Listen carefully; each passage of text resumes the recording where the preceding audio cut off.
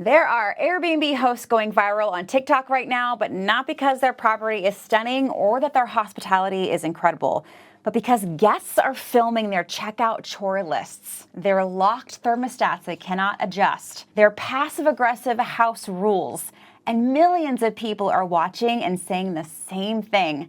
I am never booking an Airbnb again. I'd rather just book a hotel. And here's the part most hosts don't want to hear. These guests are not wrong. When someone pays for a stay and it feels like they're managing someone else's property instead of being on vacation, those reactions are valid. The question isn't whether the criticism is fair. The question is whether you're that overbearing Airbnb host category, the one waving their finger, or whether you even know it. We've been hosting for over a decade, built a multi-million-dollar portfolio, and the private clients that we work with inside of our coaching program, Strategic Host, collectively generate over $2 million in monthly bookings.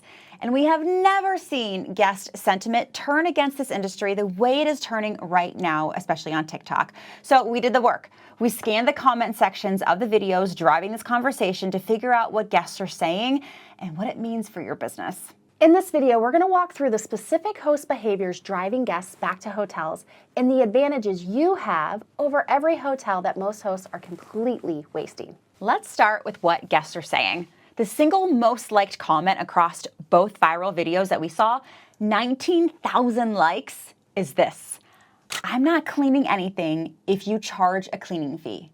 That is like the loudest signal in the data. And the guests are right to be confused. The cleaning fee exists to pay for a professional cleaner to clean the property. When a host charges a cleaning fee and then adds a laundry list of checkout chores to top it off, the guest is being asked to do the work they already paid someone else to do. We have seen that checkout chore list that includes take all the trash to the curb, collect trash from every room in the house, start the laundry, start the dishwasher, sweep the floors, strip the beds. In beach markets, we've recently have seen hosts ask guests to sweep sand off the back deck. These are turnover tasks that belong to your cleaning team. Listen, we do not assign checkout chores. We never have. Our checkout expectation is simple. Lock the door and leave. Everything else, that is our job. The guests who are not being handed a chore list on their last morning are the guests who leave happy, they leave good reviews, and they are guests who come back. So if you're charging a cleaning fee, own what that fee buys: a clean property. If you need guests to do tasks to make your operation work, I want you to look at your cleaning fee structure, not at your guests. The problem is not that the guests won't clean. The problem is that the math was not built correctly from the start. The second behavior driving guests to hotels is separate from the checkout chores entirely, but it lives the same viral moment. 12,000 likes on this comment. You know what I like about hotels? When I check out, housekeeping doesn't go through my room and point out all the smudges for their TikTok audience. Guests are now aware that their stay might become someone's content.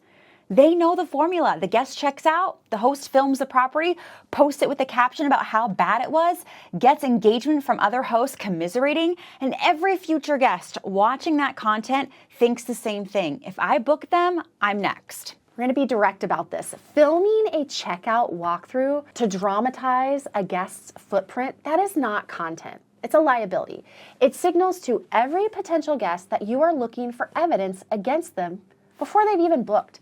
That is not hospitality. That's surveillance with a ring light. And here's the thing about they trashed my place narrative that we see constantly. If you timed yourself on what a heavy footprint checkout requires to prep for your cleaner, what are we talking about? Most of the time, it's dishes in the sink, towels on the floor, maybe some extra trash. But honestly, that's just an overnight stay. You have to neutralize this. Here's a question that never gets asked or documented for content. When a guest leaves, a very light footprint. When your cleaner walks in and barely has to do anything, are you posting that? Are you celebrating in the same way? After the guest, I remember there have been so many times when I used to clean especially, I'd walk in did they even stay? It was spotless. You never are spiraling over that. You're never reposting that. 1 out of 100 stays with extra dishes does not define the hosting business. The hosts who are winning right now are not the ones with the most engaged comment sections on their checkout walkthrough TikToks. They're the ones whose guests never feel like they're being watched, judged, or documented. That feeling of being a guest rather than a subject is increasingly rare in this category, and it's an enormous competitive advantage for hosts who can deliver it.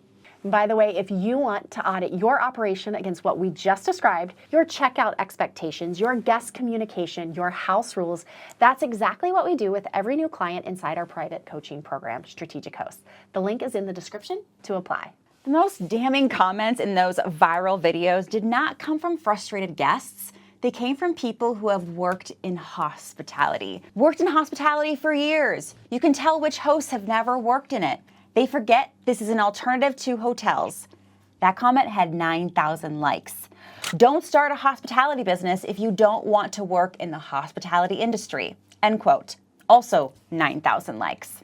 These are the people who have made the beds, cleaned the rooms, handled complaints face to face, and watched their general managers stay calm when a guest was being completely unreasonable. And they are watching hosts have meltdowns on TikTok over things hotel staff would handle in 30 seconds, and move on. Here's a thought experiment. A guest calls the front desk and says they found a hair in the shower. What does the front desk do? They apologize. They send housekeeping up immediately. They offer a credit. They move on. They don't post about it. They simply handle it, document it so hopefully it doesn't happen again, and they go back to the front desk. Or a guest checks in, they realize the sleeper sofa, it's a single, not a full, and they have a fourth person who needs to sleep on it. At a hotel, you will find that solution, a rollaway, an upgrade, a credit.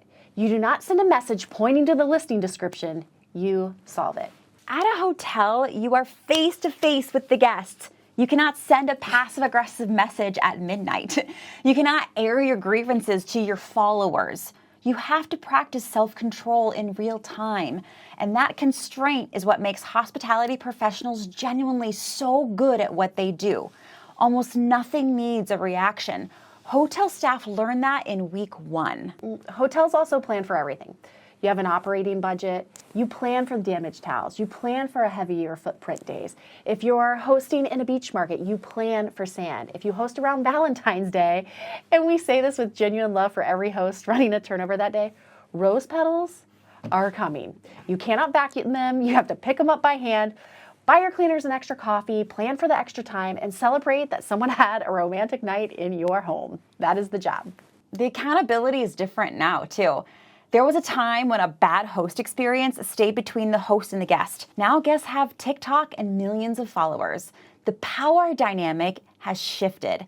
Hosts who have not adjusted their behavior to match that reality are the ones going viral, and not in the way that fills calendars. Let's talk about the other side, because this is not a doom video. Hotels have real advantages. Consistency, service standard, a front desk at 3 in the morning, but so do you.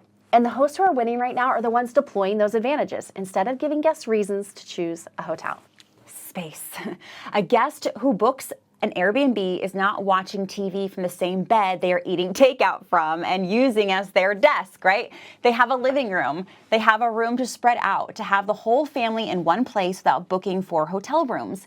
That is a structural advantage no hotel can match on a per-person basis. The kitchen matters more than most hosts realize. Families with kids, guests on longer stays, groups who want to cook together, guests with dietary concerns. These guests, they are not choosing between you and a hotel based on your photos. They are choosing you because you have a kitchen, and the hotel does not. Make sure your kitchen is stocked, it's functional, and photographed in a way that shows what's possible. This is your product differentiator, and most hosts treat it as an afterthought. How about neighborhood immersion? When a guest stays at a hotel, they're almost always in the tourist district. When they stay at your Airbnb, they're in a real neighborhood, right? They're going to the coffee shop that you told them to go to. They are walking the streets that you told them to walk and that you curated in your guidebook. That experience is irreplaceable. Privacy. A great short-term rental stay, it feels private in a way a hotel never does. There's no public hallways, no busy lobby, no crowded elevators, no housekeeping knocking at 10 in the morning when they know you're in there.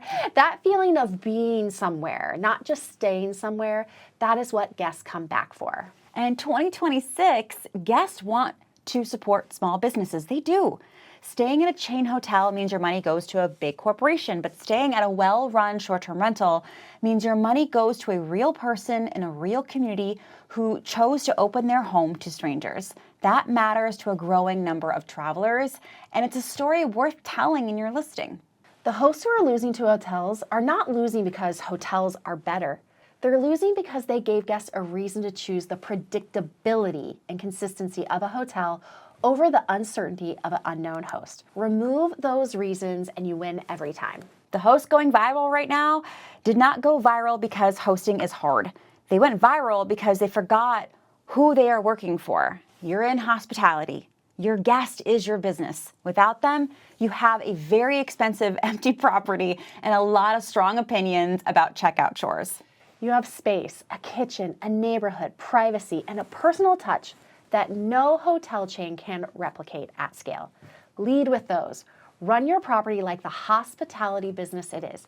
And the next time a guest leaves rose petals on the floor, grab a trash bag, smile, and be grateful someone celebrated something in your home. A little something, something.